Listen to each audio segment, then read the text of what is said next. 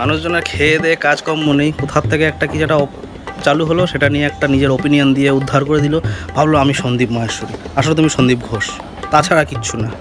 কাহানি এখানে শেষ হচ্ছে না। কিছু লোক আবার সেই জিনিসটা নিয়ে কিছু বুঝলো না বুঝলো, যা তা একটা ভিডিও বানিয়ে ব্লগ করে দেশ দুনিয়া উদ্ধার করে রেখে দিল।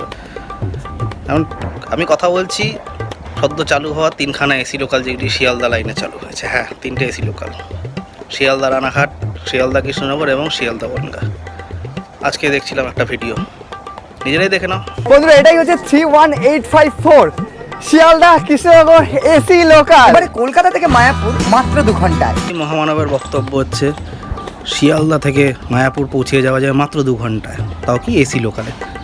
ভাই 31845 গাড়িটার নাম্বার, প্রথম কথা। বলছিস তো 31854 31845 প্রথম কথা। দ্বিতীয়, গাড়িটি সকাল 9:48 শিয়ালদা স্টেশন ছাড়ে এবং কৃষ্ণনগর পৌঁছায় বেলা 12:17 2 ঘন্টা 27 মিনিট খালি ট্রেনের জার্নি। সেখান থেকে আরও বাই রোড 20 কিলোমিটার মায়াপুর, আর বা যদি কেউ নৌকার ঘাট পার করে যাবে মনে করে, সেক্ষেত্রেও তাকে 12 থেকে 14 কিলোমিটার তাকে জার্নি করতেই হবে। 2 ঘন্টায় কী করে পৌঁছিয়ে যাচ্ছে? মিস ইনফরমেশনে ভরা একটি ভিডিও, সম্পূর্ণ শুরুর থেকে শেষ অবধি। মায়াপুর অবধি এখনও ট্রেনই চালু হয়নি, হঠাৎ করে এসি লোকালটা দেখিয়ে দিতে বলে দিলি হ্যাঁ চালু হয়ে গেছে। আহা হা, কী আবদার! মানে কাহানি শেষ হচ্ছে না। একজন আবার তাকে বলেছে যে সম্পূর্ণ মিস ইনফরমেশনে তোমার ভিডিওটা তৈরি করা হয়েছে, জিনিসগুলো কী কী আছে না আছে সেগুলো না বুঝিয়েই ভুলভাল বকে চলেছ। তাকে আর কি বলছে তোর জ্ঞান তোর কাছে রাখ। তা তুমি ব্লগার না, তুমি ভাই ভগা। পাড়ায় যেসব ভগাগুলো ঘুরে বেড়ায়, না কাজ আছে না কাম আছে কিছু নেই, ঘুরে বেড়াচ্ছে এদিক ওদিক, কেউ পাত্তাও দিচ্ছে না, কেউ কিছু করছে না, তুমি হচ্ছে সেই মানুষ। ঠিক সেরকমও না। এর ভিডিওর কমেন্ট সেকশনে গিয়ে আবার দেখা যাচ্ছে কিছু মেয়েরা আবার কমেন্ট করেছে কিছু, ওয়া তুমি কি সুন্দর ভিডিও বানাও, বাল ভিডিও বানা। ভিডিওগুলো কমেন্ট করে চেক করো, ভিডিওগুলোর অ্যাকচুয়াল সত্যতা চেক করো, কতখানি ভালো কতখানি ওয়াও ওয়াও। এই এক আতালের মনে হয় শিয়ালদা থেকে সোদপুর অবধি ট্রেন চালু করলেই হয়ে যাবে। এটা এসি লোকাল চালু করলে শিয়ালদা থেকে সোদপুর, কেন তার বাড়িতে সোদপুরে। শিয়ালদা থেকে সোদপুর অবধি ট্রেন আসবে, ও সোদপুর থেকে ট্রেন শিয়ালদা যাবে ব্যাক, ওর একার জন্যে, ওর সুবিধার্থে। কী সুন্দর না?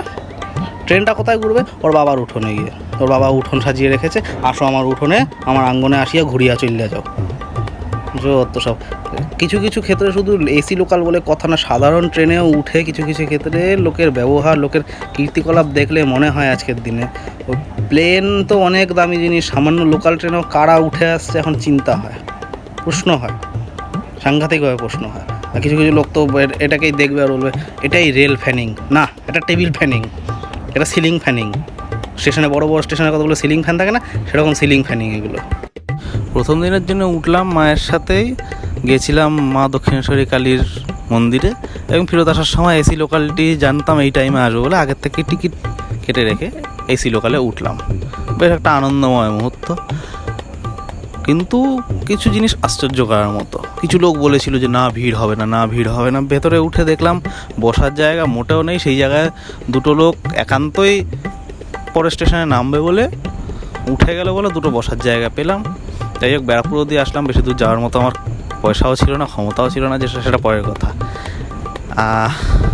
আর কিছু লোক যে বলেছিল না লাভ হবে না, লাভ হবে না, লিটারালি আমার পাশে একজন সহযাত্রী বসছিলেন, তিনি বলছেন আমি মান্থলি কেটে যাতায়াত করি। তিনি কাঁচরাপাড়া থেকে শিয়ালদা ডেলি যাচ্ছে ওই একই ট্রেনে, আরামসে বসে যাচ্ছে। শুধু এখানেই শেষ না কাহানি, আরও বহু লোক চিন্তা করছে যে না এই এসি লোকালেই মান্থলি কেটে যাবে তারা। যারা বলছিল যে লাভ হবে না তারা কোথায়? তারা নেই আজকে। কেন? তারা জানে না আমার পকেটের সামর্থ্য নেই, তাই আমি নিন্দামন্দ করতে এসেছি। আর শুধু এখানেই কাহানি শেষ হচ্ছে না, তারা জানে আমার গুটকা, পান, বিড়ি, সিগারেট এসবই আমার পয়সা চলে যায়। আর তারপর তো আরও অনেক কিছুই আছে, সেগুলো তো আর বললামই না। যাই হোক, হ্যাপি জার্নি টু মি।